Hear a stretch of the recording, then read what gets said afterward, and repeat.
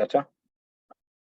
परमेश्वर पिता का बार बार धन्यवाद हो। हम सब बोलते हैं परमेश्वर पिता का धन्यवाद हो, परमेश्वर पिता का धन्यवाद हो।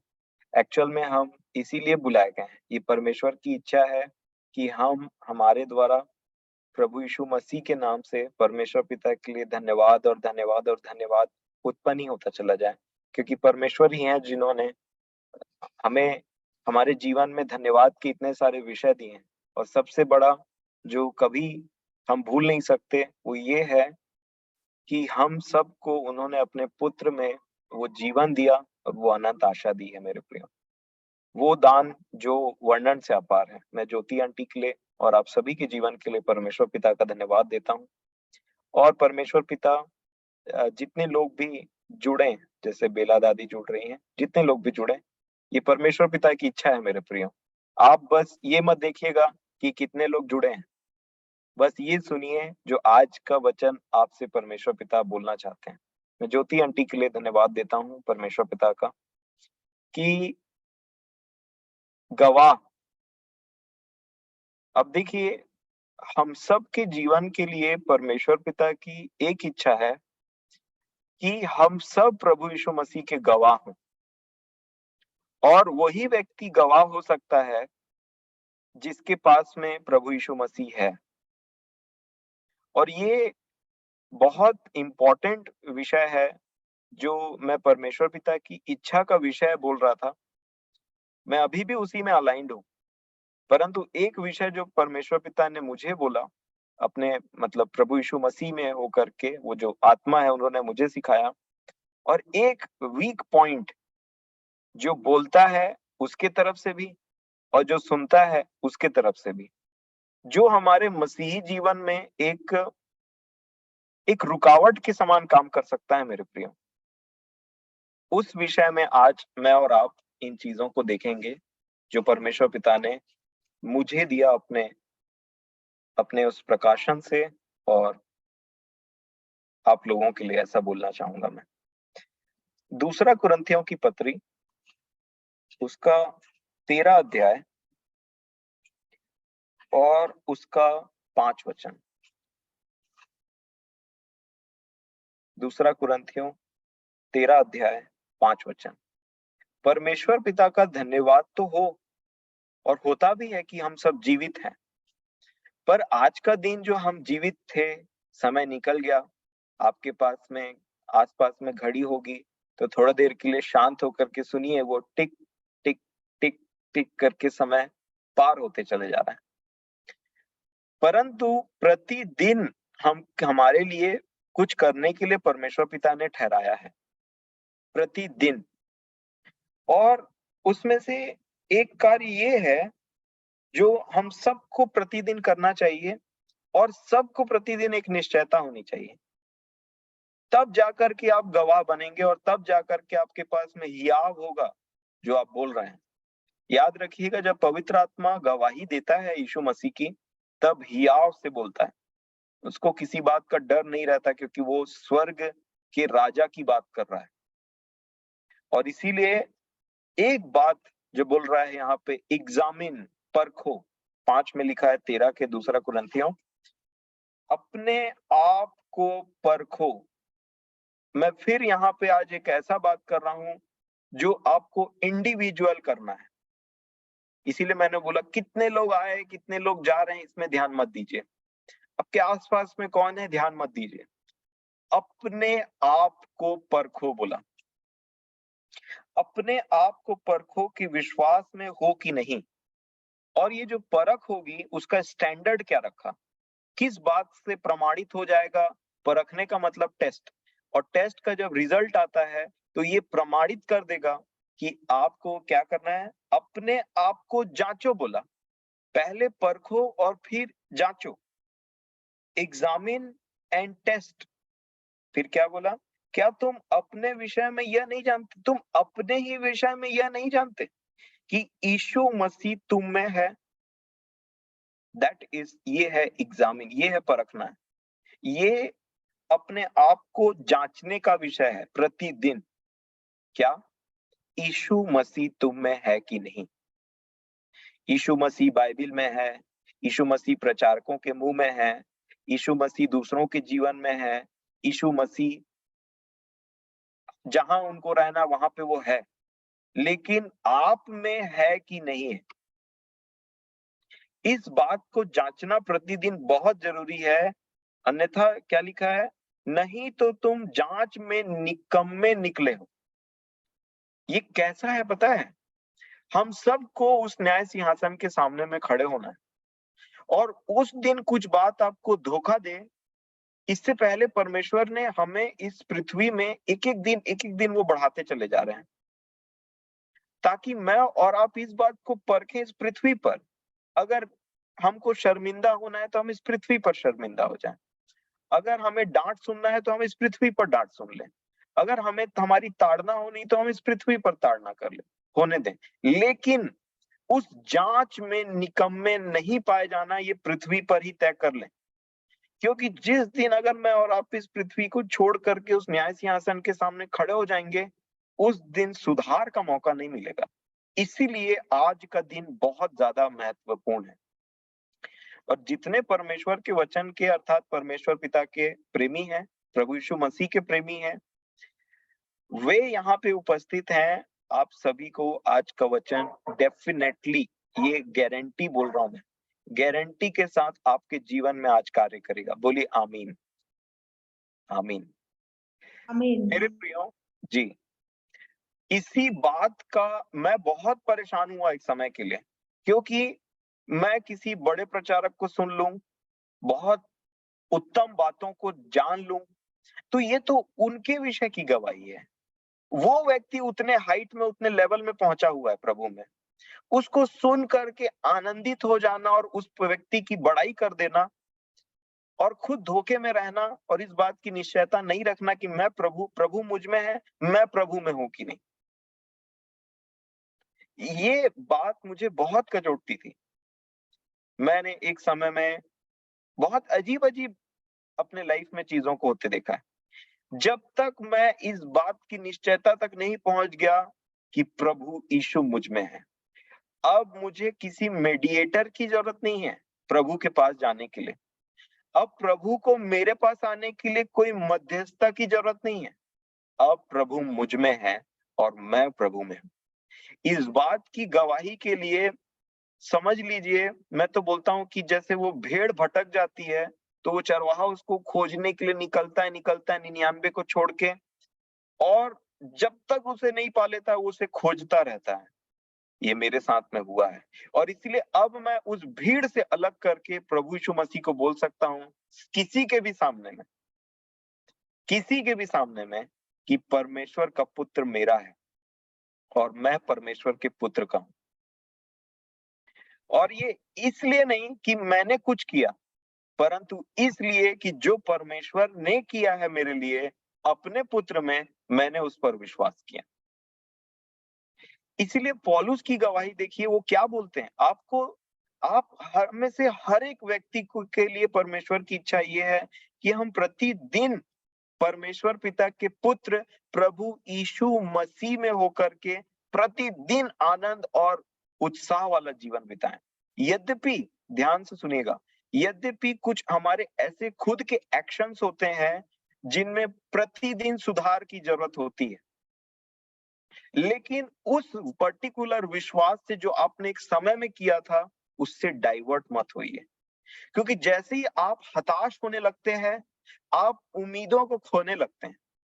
और ये परमेश्वर हमारा कैसे है पता है, वो परमेश्वर आपको डांट लेंगे, वो परमेश्वर आपकी ताड़ना कर लेंगे, लेकिन वो परमेश्वर आपको डिस्करेज कभी नहीं करेंगे।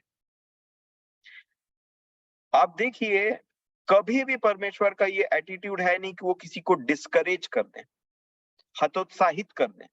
मैं फिर से बोलता हूं, वो एक अच्छे पिता हैं, वो डांट लेते हैं, वो ताड़ना करते हैं, इसलिए क्योंकि वो हमसे प्रेम करते हैं।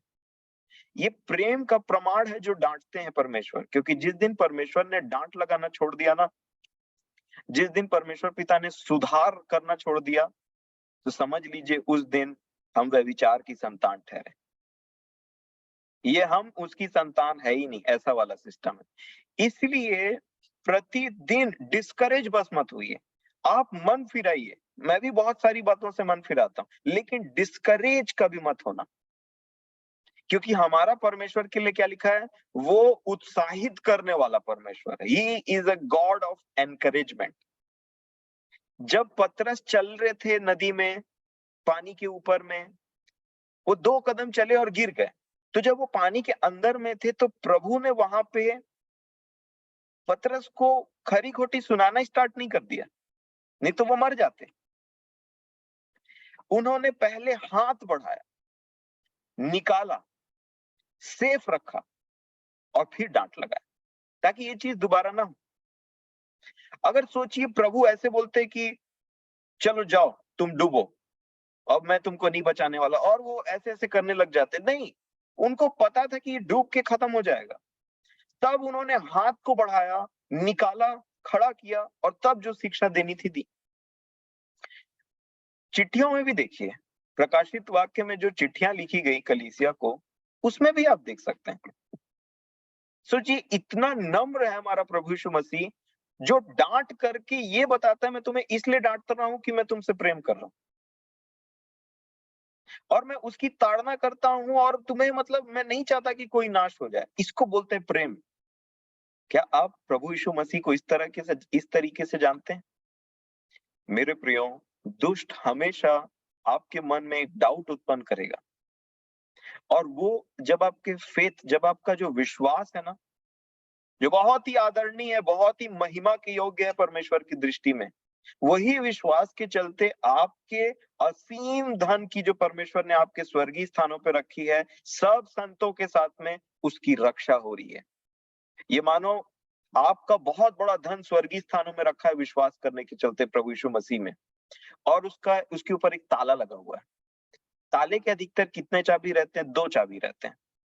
एक चाबी तो परमेश्वर के पास में है, उन वहां से चोरी होने का तो सवाल ही नहीं उठता, परंतु एक चाबी इस पृथ्वी पर आपके पास में है।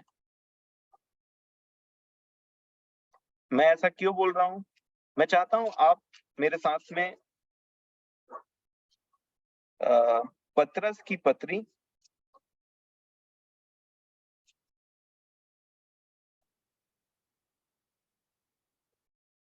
और पहला पतरस की पत्री, उसका 1 अध्याय और उसका 3 से वचन से मैं पढ़ूंगा आपके सामने, ठीक है?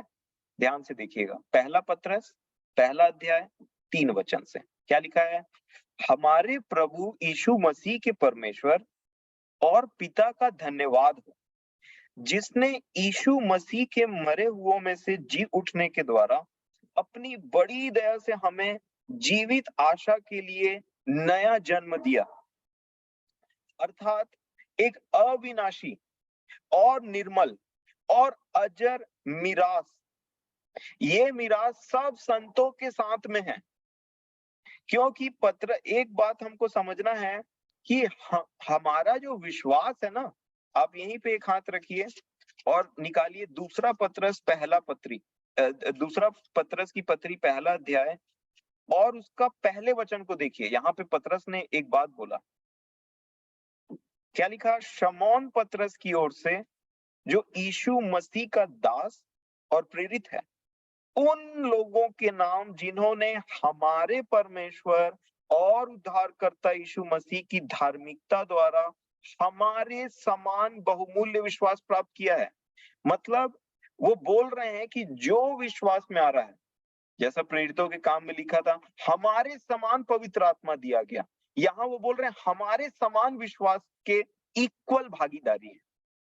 तो जो उनके समानता में लाया हमको, उन पवित्र प्रेरितों के समानता में ले आया विश्वास के द्वारा, तो उन पवित्रों को जहां पे रखा है, हमको भी वहां रखने की बात करता है परमेश्वर का वचन। ये है प्रॉमिस। और उसी को समझाते हुए बोला कि तुम हमारे समान विश्वास में, और जिसका समानता जब आ जाता है तो उनका रिवॉर्ड भी सेम होता है, उनको जो मिलने वाला प्रतिफल है वो भी सेम हो जाता है। और अब आ जाइए वापस पहला पतरस पहला अध्याय के 3 वचन को जो मैं पढ़ रहा था, 4 वचन से पढ़ूंगा। अर्थात एक अविनाशी और निर्मल और अजर मिरास के लिए जो तुम्हारे लिए स्वर्ग में रखी है। अब स्वर्ग में तो रखा है आपके विश्वास के द्वारा, नया जन्म के द्वारा, लेकिन उसकी रक्षा की जा रही है।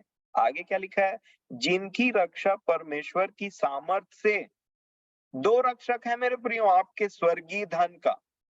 नंबर 1 परमेश्वर का सामर्थ। और आप बताइए, जिसको आप सर्वशक्तिमान बोलते हैं, क्या आपको उसके हाथ से कोई छीन सकता है? क्या आपके प्रभु यीशु मसीह ने स्वयं ये बात का दावा किया कि स्वर्ग में जो तुम्हारा धन है वो कभी चोरी नहीं होने पाएगा। लेकिन ये जो आपका धन है वो स्वर्ग में तो सेफ है। ये ताले की एक चाबी तो परमेश्वर के सामर्थ्य के द्वारा में संभाली गई है, लेकिन दूसरी चाबी क्या है? और देखिए क्या लिखा आगे, जिनकी रक्षा परमेश्वर की सामर्थ्य से विश्वास के द्वारा। तो जब तक आप पृथ्वी में हैं, आपके पास ये चाबी को चोरी करने का भरपूर प्रयास होगा कि विश्वास के चाबी इससे चोरी कर लो, इसका स्वर्गीय धन गायब हो जाए। तो आप बताइए, आप कितना सेफ्टी से चाबी रखते हैं अपने अलमारियों का? कहाँ-कहाँ छुपा करके नहीं रखते? क्यों? क्योंकि चोरी होने का डर है ना? अपने मोबाइल का, बैंक अकाउंट का पासवर्ड, एटीएम का पासवर्ड आप सबको बताते फिरते हैं क्या? क्योंकि चोरी होने का डर। और इसीलिए ये जो विश्वास है, क्या लिखा? इससे विश्वास के द्वारा उस उद्धार के लिए जो आने वाले समय में प्रकट होने वाली है, की जाती है। एक समय है, अगर आप इस विश्वास की उस चाबी को लेकर के प्रतिदिन जिएंगे, नहीं मैं अभी गिर गया, ये गलती मुझसे हुई, क्षमा मांग करके फिर मेरा विश्वास है, तब आप वचनों को बोलना स्टार्ट करेंगे। तब आपका विश्वास अपने परमेश्वर के सामर्थ पर निर्भर होगा कि मैं नहीं परंतु परमेश्वर से ये होगा, हो सकता है और होगा, जल्दी होगा। जब आप एक ऐसा जीवन जीने लगते हैं ना, आप हतोत्साहित होना बंद करते हैं। कभी हतोत्साहित मत होइएगा, ना कभी प्रचारक को किसी सुन करके, क्योंकि हर वो प्रचारक जो प्रभु की ओर से, वो आपको लास्ट में जरूर एनकरेज करेगा। अगर वो स्टार्टिंग में आपको खूब डांट लगाए, लास्ट में बिना एनकरेज करे नहीं छोड़ेगा। ये हर पत्रियों को लिखने का एक तरीका है, ध्यान दीजिएगा। आप किसी भी पत्री को पढ़ लीजिए, कितनों डांट लगाया हो, लास्ट में एनकरेज कर देता है। इसीलिए हमारा परमेश्वर एक ऐसा परमेश्वर है जो आपको प्रोत्साहित करे। तो ऐसा जीवन प्रतिदिन जिए। जो आज का विषय है वो ये है, जो गवाही के बारे में बोला जा रहा था अभी। आइए, एक हमारे जीवन में, मसीह जीवन में जो उन्नति होनी रहती है, कहीं आपकी उन्नति इस फैक्टर में तो नहीं रुकी है? ये बहुत इंपॉर्टेंट और गंभीर विषय है।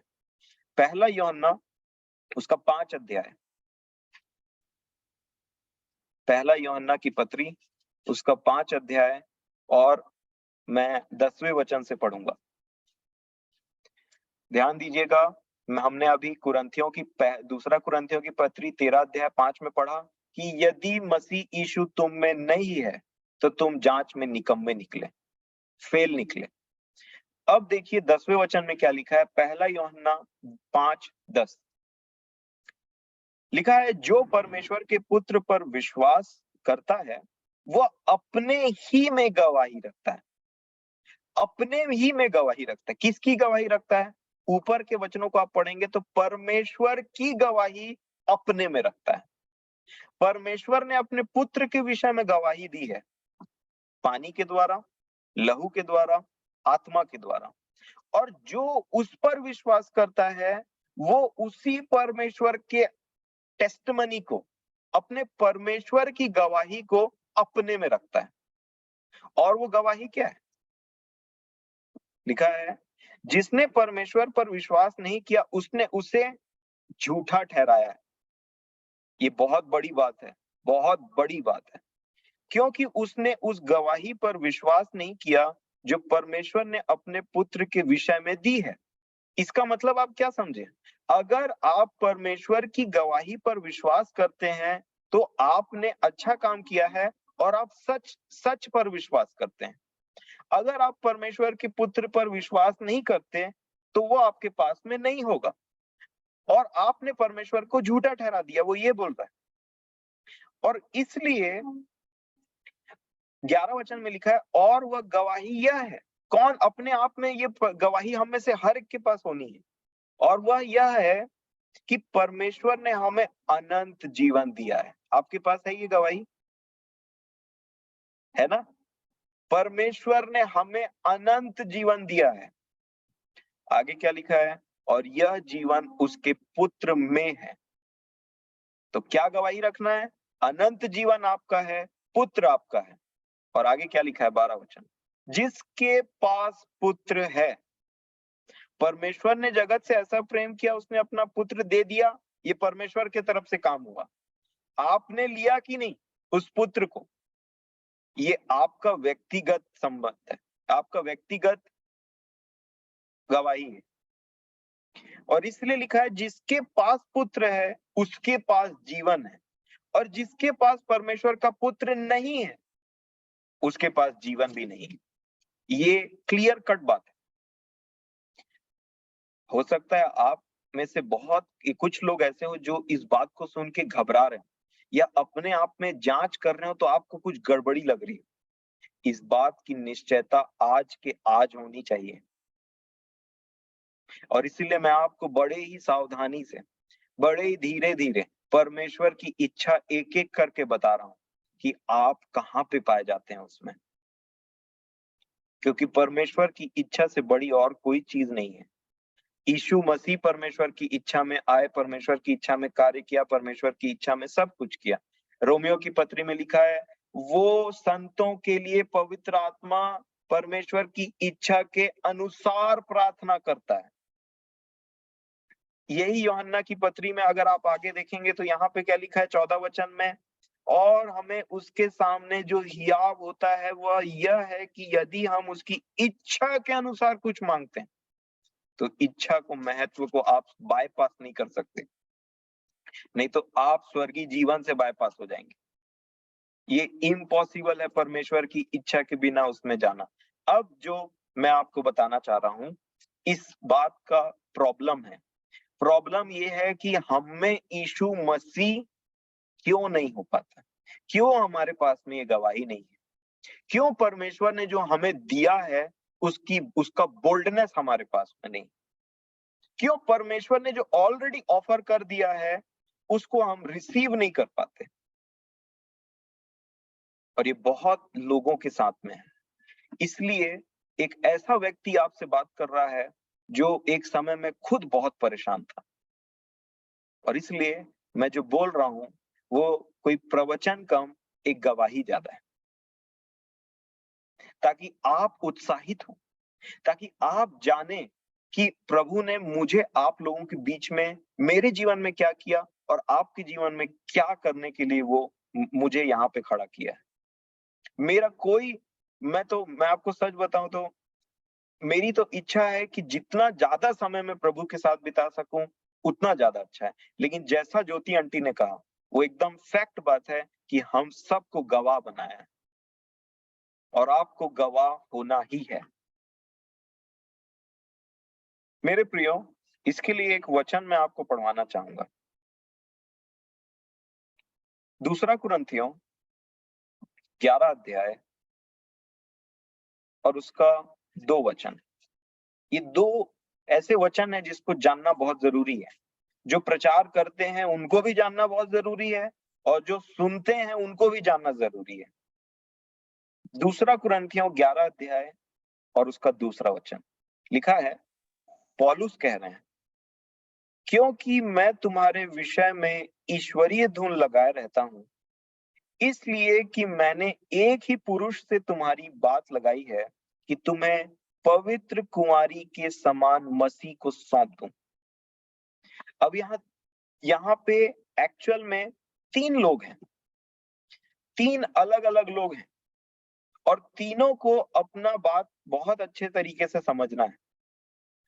यहाँ पे एक व्यक्ति है जो एक पुरुष के बारे में बात कर रहा है, और एक है उस पुरुष की कुंवारी दुल्हन, कुंवारी कन्या।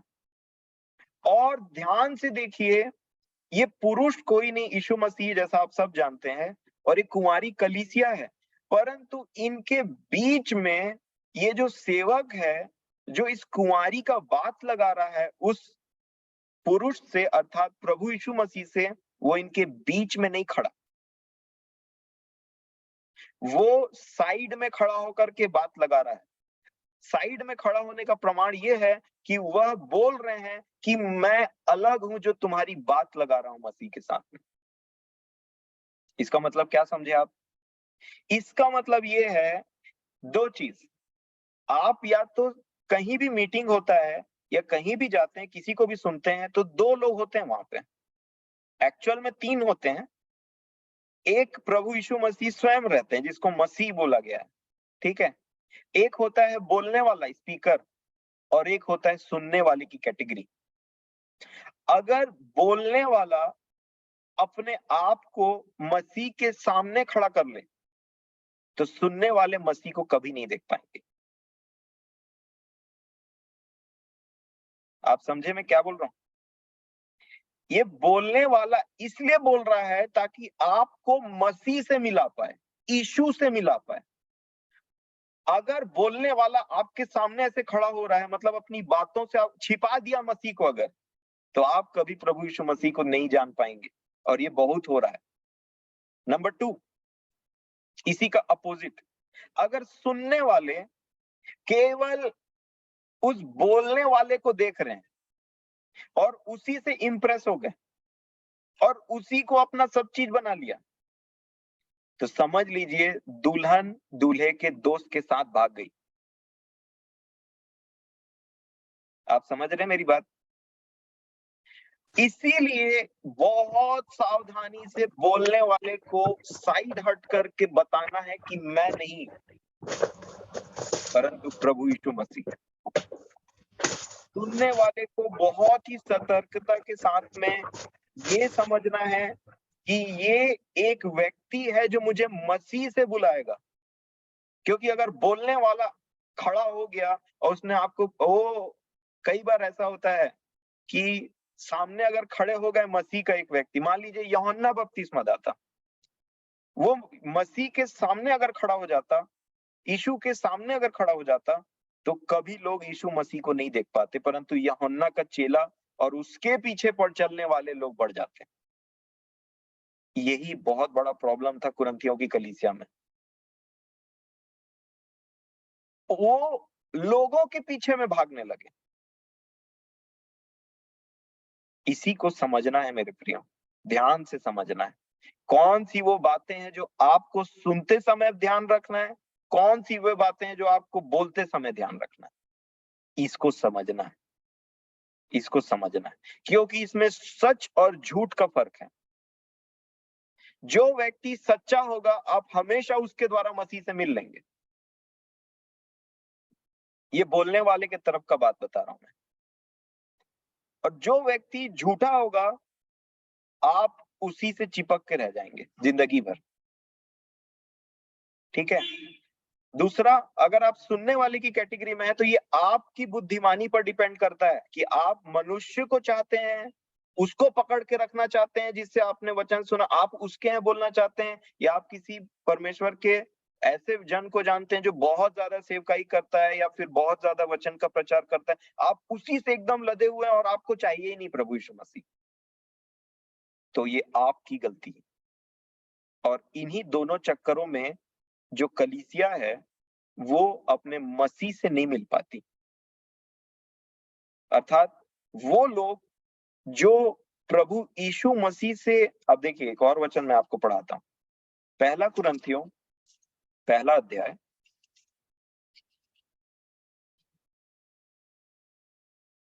और उसका 9 वचन।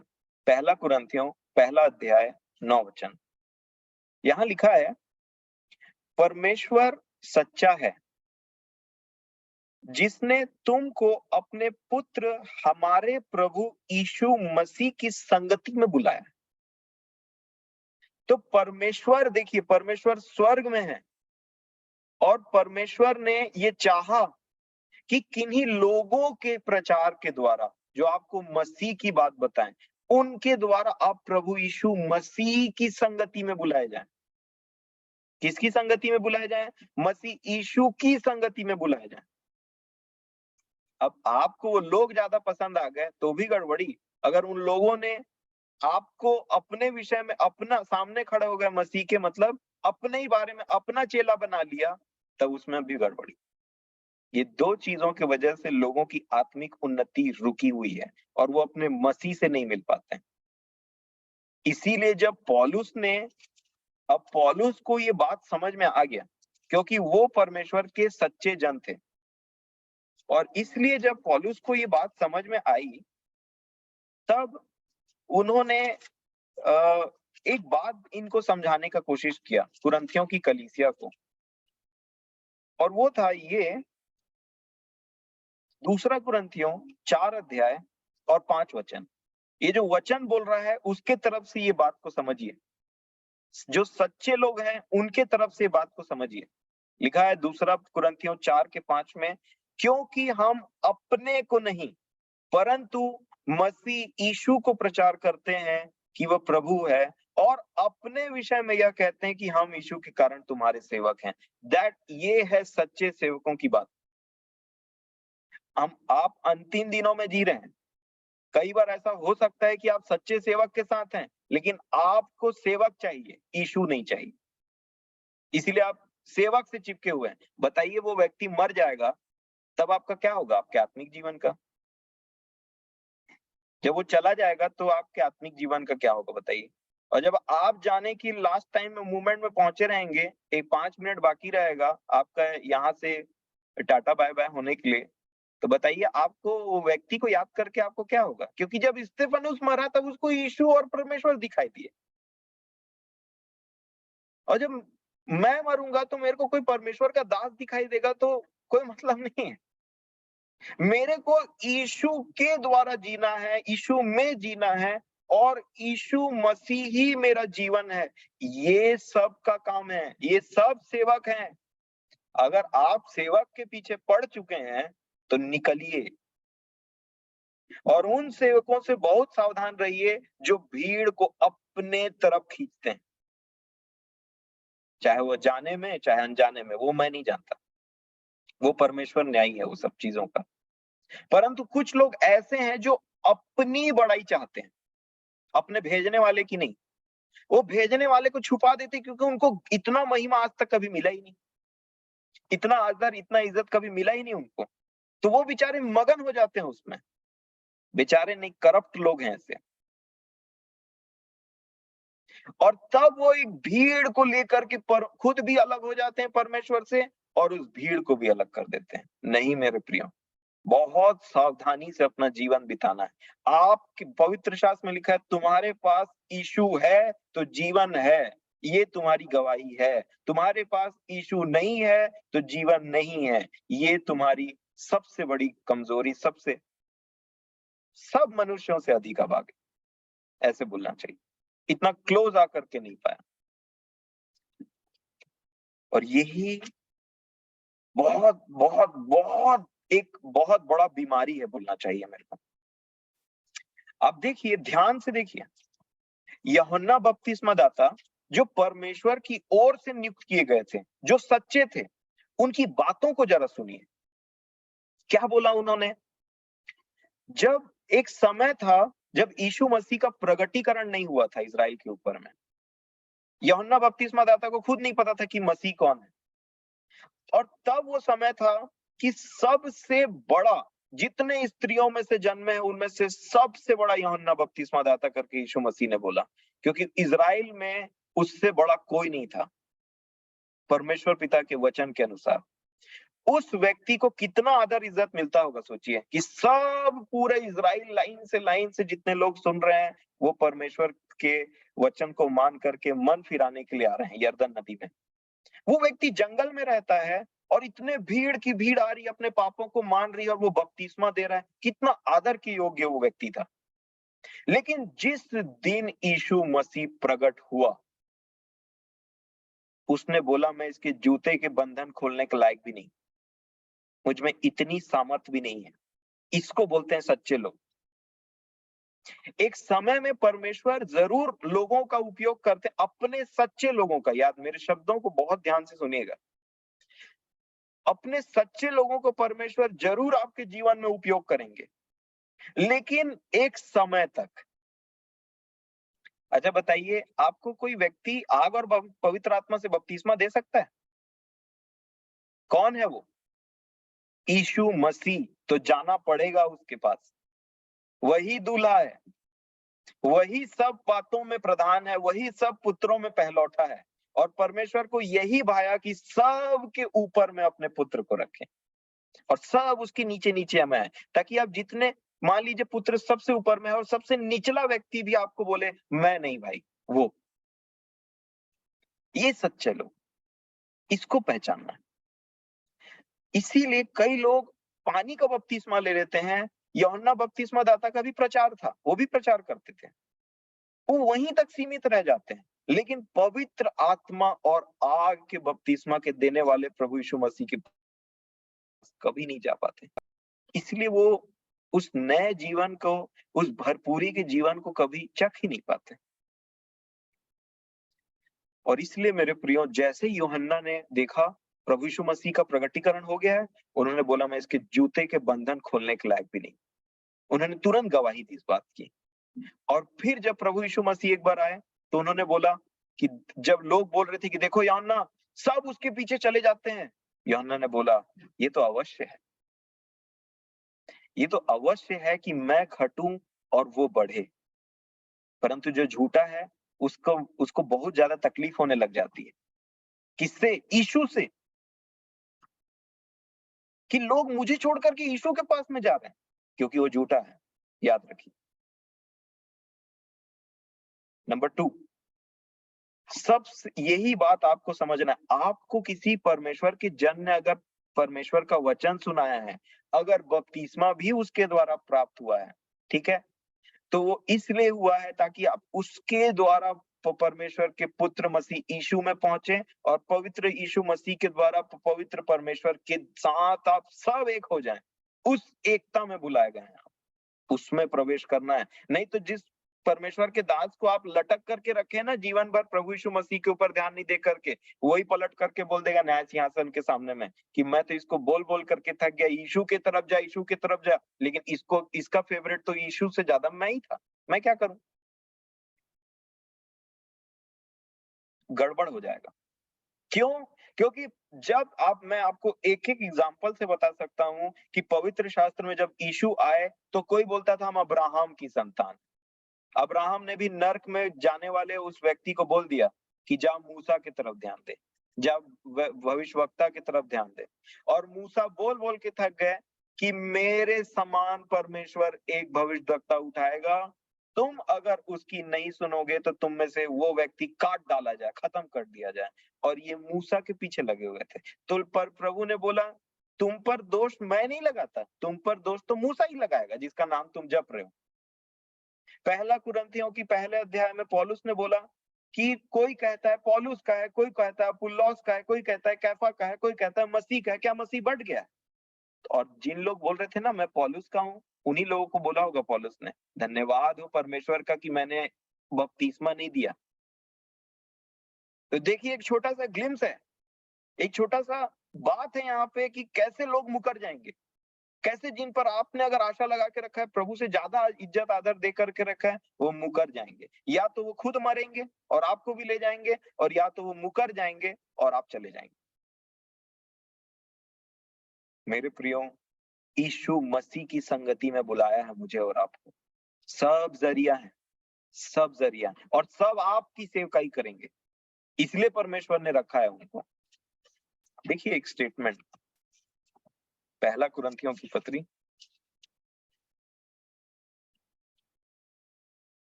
और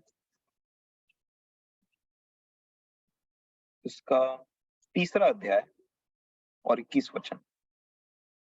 पहला कुरिन्थियों 3:21 क्या लिखा है?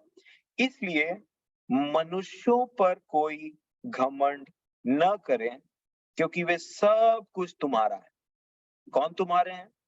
क्या पौलुस, क्या अपुल्लोस, क्या कैफा, क्या जगत, क्या जीवन, क्या मरण, क्या वर्तमान और क्या भविष्य सब कुछ तुम्हारा, और तुम मसीह के हो और मसीह परमेश्वर का। 3 अध्याय उन्होंने इसी बात पर लिखा है, स्टार्टिंग का। अब जो मैं आपको बताता हूं, प्रीचर की तरफ से क्या गड़बड़ी हो जाती है इसमें। मैं सुनने वाले नहीं, सुनाने वालों की बात बताता हूं कि सुनाने वालों की तरफ से क्या गड़बड़ी होती है। देखिए, पहला कुरिन्थियों पहला अध्याय उसका 17 वचन देखिए। सुनाने वाले की तरफ से गड़बड़ी क्या लिखा है, क्योंकि पहला कुरिन्थियों पहला अध्याय 17 वचन, क्योंकि मसीह ने मुझे बपतिस्मा देने को नहीं वरन सुसमाचार सुनाने को भेजा है, और यह भी शब्दों के ज्ञान के अनुसार नहीं, ऐसा ना हो कि मसीह का क्रूस व्यर्थ ठहरे।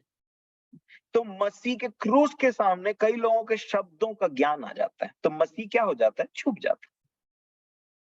और जब आपको शब्दों का ज्ञान सुनाया जाता है ना, तो याद रखिए, ये एक वो चीज है जो मनुष्य के पतन का कारण है उत्पत्ति से। ज्ञान के वृक्ष को खाने की लालसा, उसके वृक्ष के फल को खाने की लालसा आपके मिट्टी के शरीर में भरी हुई, और इसलिए ज्ञान से अट्रैक्ट होना ये शरीर को बहुत अच्छा लगता है। और इसलिए परमेश्वर ने आपको ज्ञान रहित नहीं रखा है, वो सब ज्ञान मसीह के अंदर में रखा है। तो अगर आप एक बार मसीह को जान जाएंगे, तो आपके सामने अच्छे अच्छे ज्ञानी नहीं टिक पाएंगे, और आपको उनके ज्ञान में कोई इंटरेस्ट नहीं आएगा, क्योंकि परमेश्वर का ज्ञान मसीह है। इस बात को समझिए।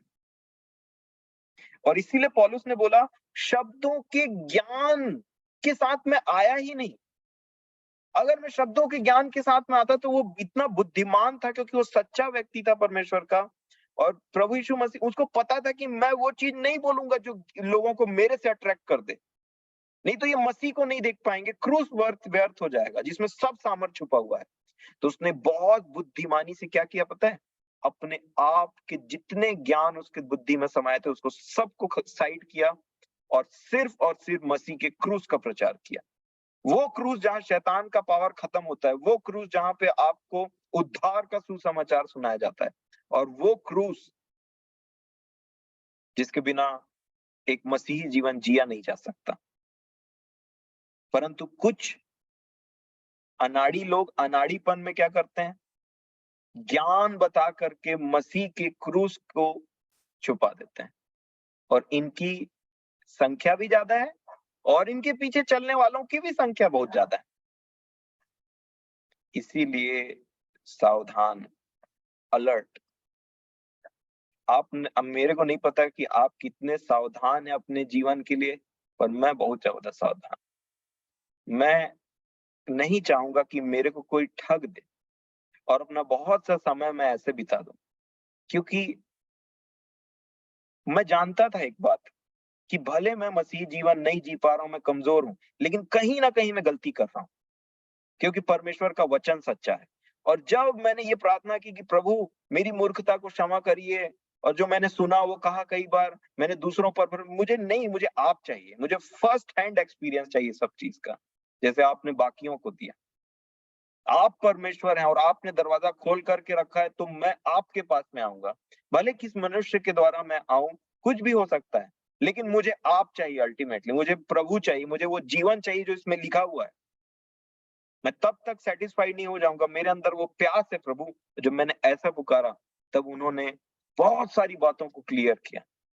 आपके अंदर में प्यास है, तो प्रभु यीशु मसीह आपको पुकार रहे। जो प्यासा है वो आपको पवित्र आत्मा से भरने के लिए पुकार रहे हैं मेरे प्रियो। यूहन्ना से स्टार्ट हुआ, मतलब शरीर से जब वो थे तब से स्टार्ट किया बोलना, और प्रकाशित वाक्य के अंतिम अध्याय में बोलते जा रहे हैं कि जो कोई प्यासा है वो मेरे पास है। एक और वचन, पहला कुरिन्थियों दूसरा अध्याय 3 वचन देखिए, सच्चे लोगों की पहचानिए, सच्चे लोगों का पहचान। पहला कुरिन्थियों 2 अध्याय 3 वचन लिखा है, मैं निर्बलता और भय के साथ और बहुत थरथराता हुआ तुम्हारे साथ रहा। किस चीज के लिए? और मेरे वचन और मेरे प्रचार में ज्ञान की लुभाने वाली बातें नहीं, परंतु आत्मा और सामर्थ का प्रमाण था, जिसकी बहुत कमी है आज। इसलिए कि तुम्हारा विश्वास मनुष्यों के ज्ञान पर नहीं हो। तो मतलब ऐसे बहुत सारे लोग हैं जिनका विश्वास कहाँ है? मनुष्यों के ज्ञान पर।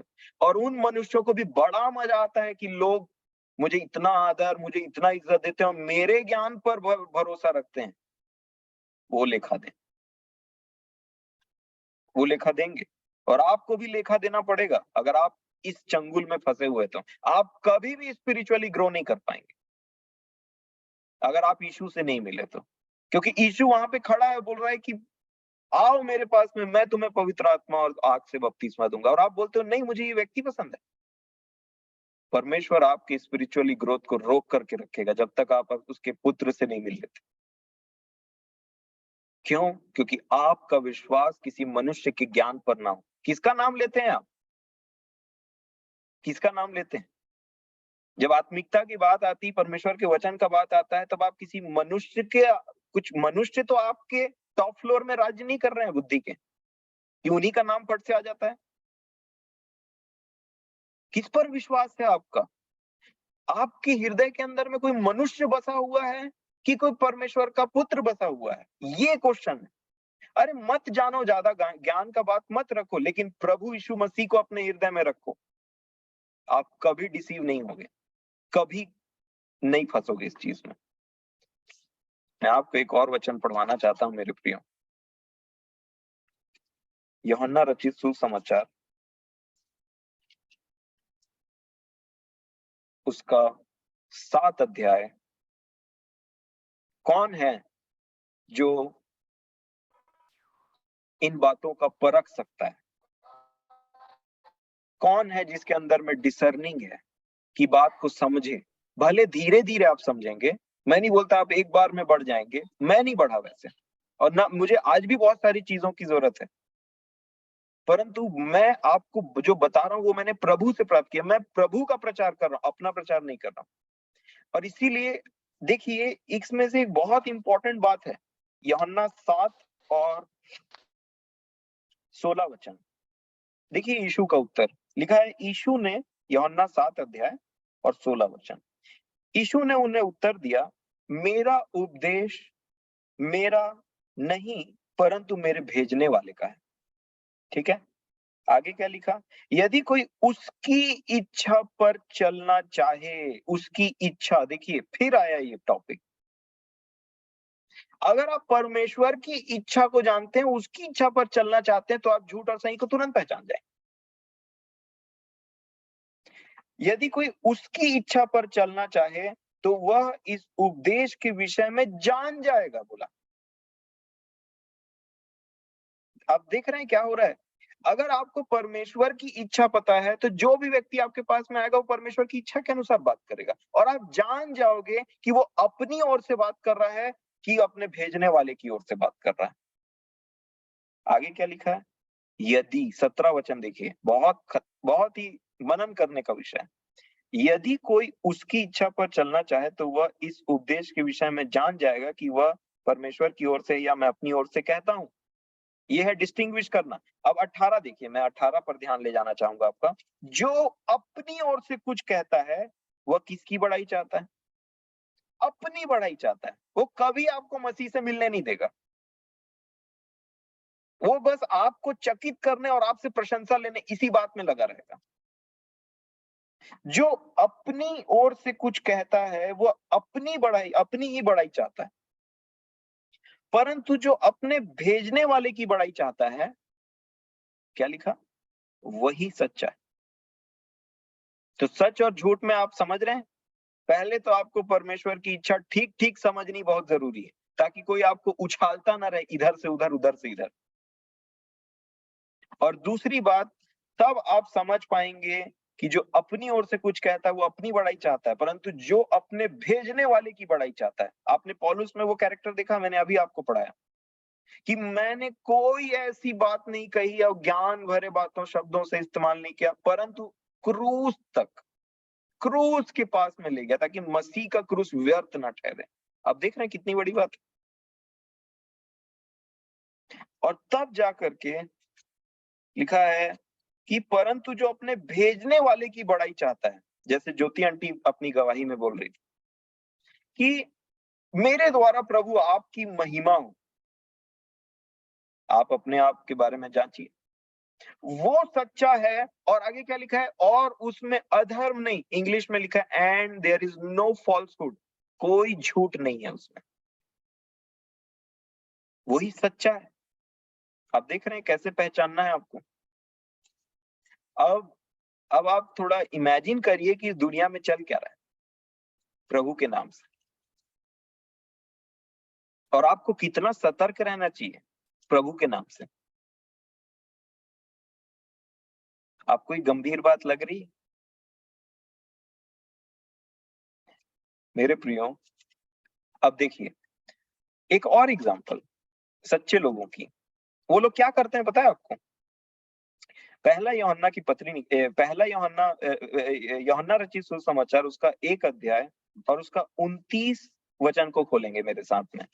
पहला यूहन्ना 1 अध्याय 29 वचन, क्या लिखा है। दूसरे दिन उसने यीशु को अपनी ओर आते देखा और कहा, किसको, यूहन्ना बोल रहे हैं ना, क्या कहा, देखो ये परमेश्वर का मेमना है जो जगत के पाप उठा लेता है। सबसे पहला शब्द के ऊपर ध्यान दीजिए, क्या बोला, देखो। इसका मतलब वो खुद साइड हटा और बोला देखो। और कई लोग क्या बोलते हैं, देखो, इधर देखो। भले वो ऐसे मुंह से नहीं बोलते हैं, परंतु उनका पूरा पूरा पूरा पूरा बात ऐसा रहता है, इधर। वो मसीह को आपको कभी नहीं देखने पाएंगे। सच्चा व्यक्ति जो परमेश्वर की ओर से, वो क्या बोला, देखो, उधर देखो। अरे तुम उधर देखो, इधर मत देखो। ये सच्चे। नेक्स्ट टाइम, अगले दिन 35 वचन को देखिए। दूसरे दिन फिर यूहन्ना और उसके चेले में से 2 जन खड़े हुए थे और उसने यीशु पर जो जा रहा था दृष्टि करके क्या बोला, देखो, यीशु की ओर देखो। ये है सच्चे व्यक्ति। और क्या बोला, यह परमेश्वर का मेमना है, ये बोला। और देखिए तब होता है बेहतरीन जीवन का बदलाव। क्या लिखा है देखिए, मैं आपके सामने पढ़ता हूं। तब वे दोनों चेले उसकी यह सुनकर क्या लिखा है, तब वह दोनों चेले इसकी यह सुनकर यीशु के पीछे हो लिए। यही तो पर्पस था।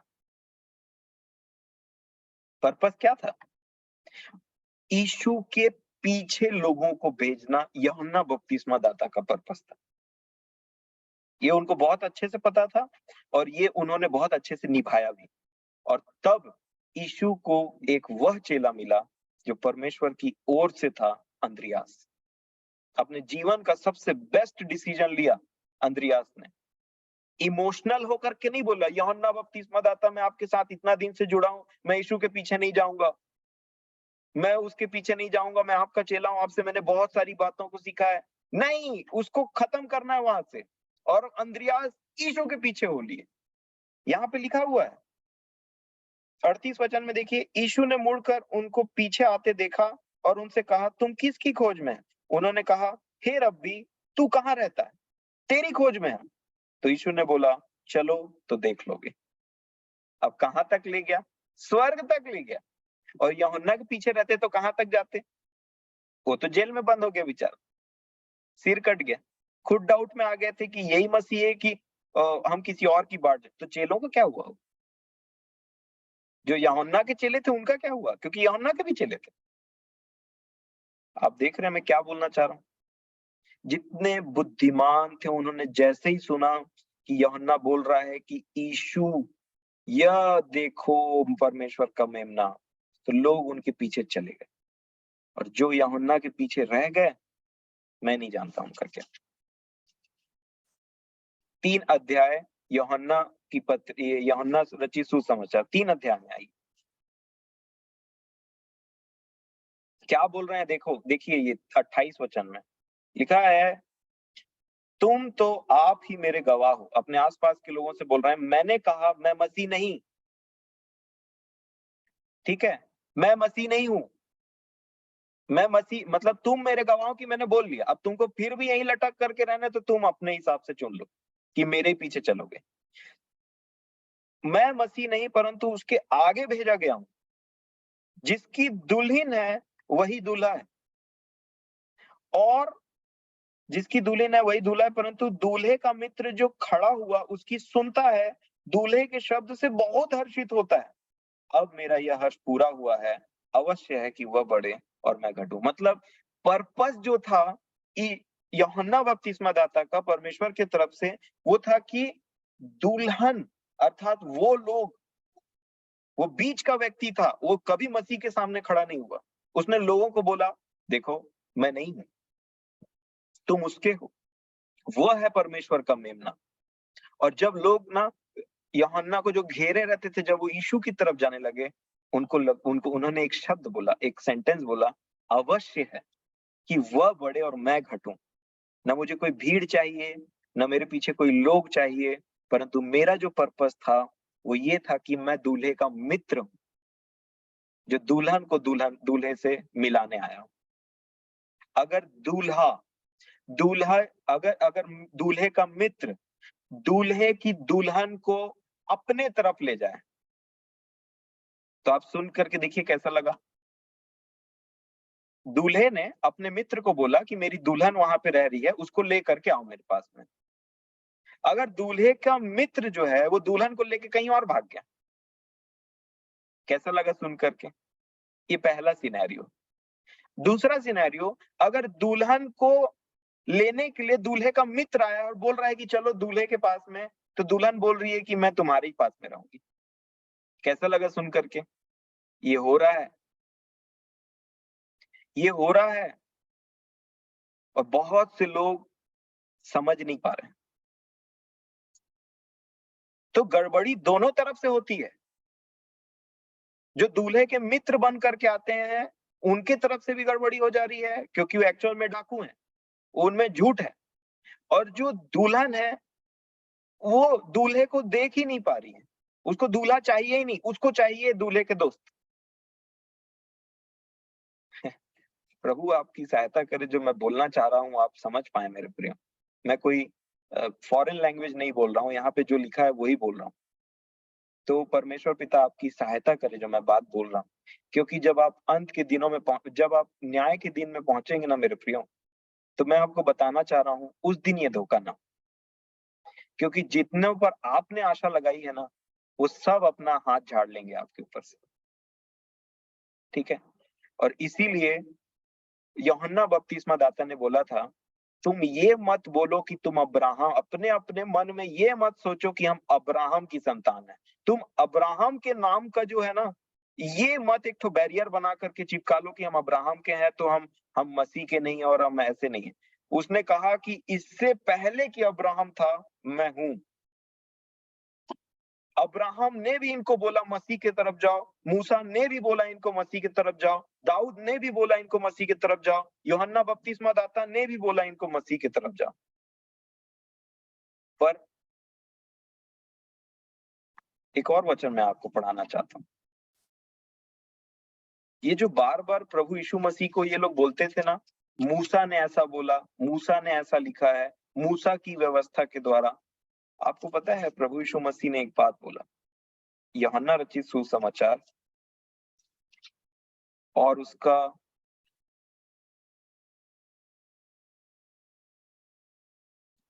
5 अध्याय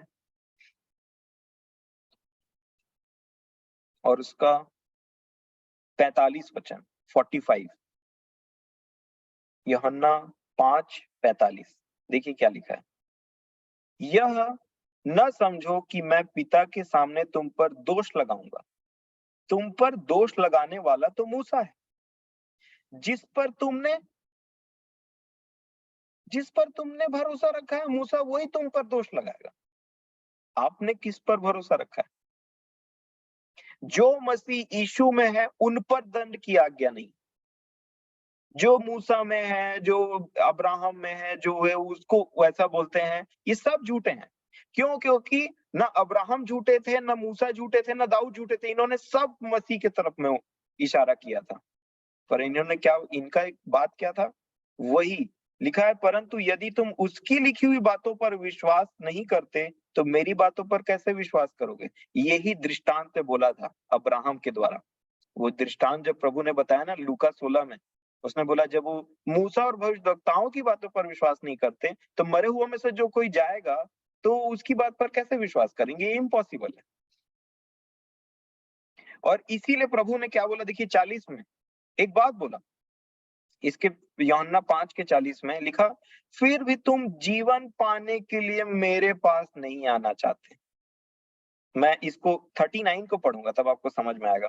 तुम पवित्र शास्त्र में ढूंढते हो, क्योंकि समझते हो कि उसमें अनंत जीवन तुम्हें मिलता है। पवित्र शास्त्र में ढूंढते हो, और यह वही है जो मेरी गवाही देता है। पवित्र शास्त्र को भी, जिसको हम दिन रात पढ़ने का दावा करते हैं या उस पर मनन करने का दावा करते हैं, वो भी बोल रहा है यीशु पर ध्यान दे, यीशु पर ध्यान दे, मसीह पर ध्यान दे। पर दिक्कत क्या है? आगे क्या लिखा है 40 में, फिर भी तुम जीवन पाने के लिए मेरे पास आना नहीं चाहते। ये यीशु के शब्द हैं। आप देख रहे हैं कितनी बड़ी समस्या है। यीशु बुला रहा है, परंतु लोग जाना नहीं चाह रहे। और ये जो मूसा मूसा बोलते थे ना, इन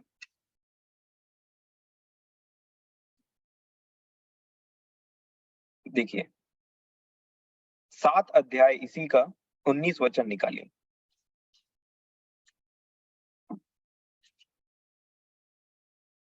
लिखा है 7 का 19 यूहन्ना, क्या मूसा ने तुम्हें व्यवस्था नहीं दी? तो भी तुम में से कोई व्यवस्था पर नहीं चलता, तुम क्यों मुझे मार डालना चाहते हो? अभी जिस मूसा का बात कर रहे थे, उसी की व्यवस्था पे चलते नहीं है। परमेश्वर का पुत्र आ गया, उसकी बात वो नहीं करते, प्रतीति नहीं करते। क्यों? क्योंकि इन्होंने न मूसा की बात मानी। मूसा की बात मानते तो परमेश्वर के पुत्र से प्रेम रखते। क्यों? बोला क्या था मूसा ने? प्रेरितों के काम निकालिएगा, प्रेरितों के काम उसका 3 अध्याय और 22 वचन। क्या लिखा है? जैसा कि प्रेरितों के काम 3 और उसका 22 लिखा है, जैसा कि मूसा ने कहा, प्रभु परमेश्वर तुम्हारे भाइयों में से तुम्हारे लिए मुझसा एक भविष्यद्वक्ता उठाएगा। मतलब वो यीशु मसीह की बात कर रहा था। आगे क्या लिखा? जो कुछ तुमसे वो कहे उसकी सुनना। इसीलिए प्रभु बोल रहे थे, तो मूसा ने तो मेरे बारे में बात किया है। फिर वो अब्राहम के विषय में झगड़ा कर रहे थे, तो उन्होंने बोला तुम्हारा पिता अब्राहम तो मेरे दिन को देखने की लालसा से खुश मगन था, तुम उसकी संतान नहीं हो सकते। तुम न मूसा के निकले, तुम न अब्राहम के निकले, तुम अपने पिता दुष्ट से हो, शैतान से बोला। और इसीलिए मेरे प्रियो यहाँ पे क्या लिखा? लिखा है मूसा ने बोला जो कुछ वह तुमसे कहे उसकी सुनना, परंतु प्रत्येक मनुष्य, 23 को देखिए क्या लिखा है, परंतु प्रत्येक मनुष्य जो उस भविष्यद्वक्ता की न सुने, लोगों में से नष्ट किया जाए। ये मूसा ने बोला था। तो ये ना मूसा की सुन रहे थे, अपनी धार्मिकता में जीवन बिता रहे थे। इनको ना परमेश्वर से कोई मतलब था, ना अब्राहम से कोई मतलब था, ना मूसा। सिर्फ शरीर के भाव से जो ये थे ना, वो उन लोगों को जानते पहचानते थे करके बहुत डींग मार रहे थे। और इन्होंने परमेश्वर के पुत्र के सामने में घमंड किया। आज समय हो गया है, इसलिए हम इस बात को यहीं स्टॉप करेंगे। कल जो परमेश्वर पिता की इच्छा हुई, हम सब इसके आगे का पार्ट देखेंगे, ताकि आप इन चीजों में ना फंसे, ठीक ठीक पहचानना सीखें सब चीज बातों को। और तब ही मैं आगे जो नेक्स्ट वीक अगर हम सब ऐसे ही मिले, परमेश्वर पिता की इच्छा हुई, तब हम परमेश्वर की इच्छा के बारे में जो उन्होंने मुझे सिखाया है, वो मैं आगे आप लोगों के साथ में शेयर करूंगा। आज जो हमने सुना, उसी का नेक्स्ट पार्ट कल आपको बताया जाएगा। तो प्रार्थना करिएगा मेरे लिए भी, अपने लिए भी, कि हम में यीशु मसीह हो, हम में अनंत जीवन हो, जो पिता ने दिया है वो हमारे अंदर हो। ठीक है? ताकि ना आप किसी प्रकार के धोखे में रहें, न मैं किसी प्रकार के धोखे में रहूं। जब आप वचन को सुनाए तो भी आप जाने कि सच्चा और झूठा क्या होता है, जब आप सुने तो भी आप जाने कि सच्चा और झूठा क्या होता है। ठीक है, क्योंकि बाइबल में आया है किसी और यीशु का प्रचार भी हो रहा है, एक और यीशु, दूसरा किसी और सुसमाचार का भी प्रचार हो रहा है। ये सब पवित्र शास्त्र में लिखी हुई बातें हैं। दूसरा कुरिन्थियों 11 अध्याय को आप पढ़ लीजिएगा। दूसरा यीशु, दूसरा सुसमाचार, ऐसा ऐसा बात है। तो परमेश्वर पिता मेरी और आपकी सहायता करे। इस समय के लिए मैं अपने परमेश्वर पिता का धन्यवाद देता हूं। और आइए हम प्रार्थना करें। प्रेमी सच्चे पवित्र परमेश्वर पिताजी, हम आपके नाम का बहुत बहुत धन्यवाद देते हैं, क्योंकि हम आपके पुत्र के नाम से आपको जानते हैं। हमारा विश्वास है आपके पुत्र पर पिताजी, क्योंकि आपने हमें अपने पुत्र की संगति में बुलाया है। हम धन्यवाद देते हैं इन बातों के लिए जो मनुष्य की बुद्धि से कहीं ऊंचे पर है, परंतु आपने अपने लोगों पर, अपने बच्चों पर, अपनी कलीसिया पर ये बात प्रकट किया है, ताकि हम में से कोई भी इन अंतिम क्षणों में, इन अंतिम समयों में भटकने ना पाए।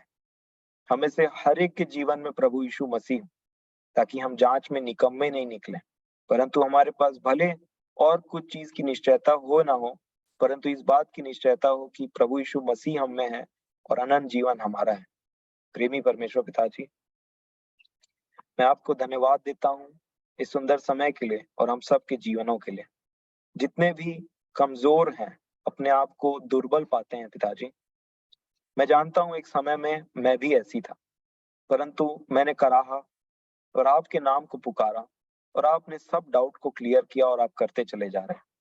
मैं अपने प्रियों के लिए वैसी ही प्रार्थना आपसे करता हूँ प्रभु यीशु मसीह के नाम से, कि जो आपने मेरे जीवन के लिए किया है और आप जैसा मुझे अपने पुत्र में लिए चल रहे हैं और अपने उस अद्भुत बातों को बताते चले जा रहे हैं पिताजी, जिन पर मेरा विश्वास है, मैं आपके नाम का धन्यवाद देता हूँ कि हम आपको पिता करके पुकार सकते हैं प्रभु यीशु मसीह के नाम से। हम में से हर एक के जीवन में निश्चयता हो, हर एक जो परेशान है, हर एक जो हताश हो जाते हैं जल्दी से, मैं आपसे विनती करता हूँ कि आप उनकी सहायता कीजिए। हम में से कोई एक दूसरे के साथ में हमेशा के लिए नहीं रह सकता, परंतु आपने अपने आत्मा में अपने उस इच्छा में ऐसा प्रबंध किया है हमारे लिए कि आप अपने आत्मा के जरिए हमारे साथ में हमेशा सहभागिता कर सकते हैं। जैसा प्रभु यीशु मसीह ने प्रार्थना किया कि पिता, जैसा मैं तुझ में हूं और तुम आप मुझ में हैं, वैसा ये भी हम में एक हो, ताकि पिता, पुत्र और कलीसिया आत्मा के द्वारा एक हो जाए और हम हमेशा उस एकता में पाए जाएं। प्रेमी परमेश्वर पिताजी, मैं विनती करता हूँ उस एकता के लिए कि जितने दूर हैं उन वो सब प्रभु यीशु मसीह, हम सब यीशु का नाम लेने लग जाएं, हम सब मसीह को पुकारने वाले होने वाले हो सकें पिताजी, ताकि आपकी इच्छा हमारे जीवन में पूरी हो और हम हमेशा सच को जाने, सच हमें स्वतंत्र करे और हमेशा सच के पुत्र बने रहें, ज्योति के संतान बने रहें, ताकि कोई भी इसमें मिलावट ना हो और किसी प्रकार की डाउट हमारे जीवन में उत्पन्न होने वाली ना हो सके। मैं हमें से हर एक प्रियों के लिए प्रार्थना करता हूँ, क्योंकि ये आपके भी प्रिय हैं। आपकी इच्छा हुई कि आप ये हम पर ये बात प्रकट करें। आपके नाम का धन्यवाद हो प्रभु यीशु मसीह में, और हमेशा युगान युग और पीढ़ी से पीढ़ी आपके नाम का धन्यवाद होता रहे। हम मैं सभी के जीवन को आपके हाथ में सौंपता हूँ और विनती करता हूँ कि आप हमें उस दुष्ट से और हर प्रकार के झूठ से बचा करके और छुड़ा करके रखें और इसी प्रकार हमें सेफली, सुरक्षित अपने पुत्र के राज्य में प्रवेश कराएं और हम सब अनंत जीवन के भागी हों जैसे आपकी इच्छा है। प्रभु यीशु मसीह के सामर्थी और बहुत ही पवित्र नाम में और बहुत ही आदरणीय नाम में, जिनके द्वारा हमारा जीवन है, जिनके द्वारा उद्धार है, जिनके द्वारा शांति है और जिनके पैरों के नीचे आपने हर एक अथॉरिटी को रख करके रखा है, उस महान प्रभु यीशु मसीह के नाम से आदर और महिमा देते हुए आपके नाम को धन्यवाद से विनती मांगते हैं। आमीन।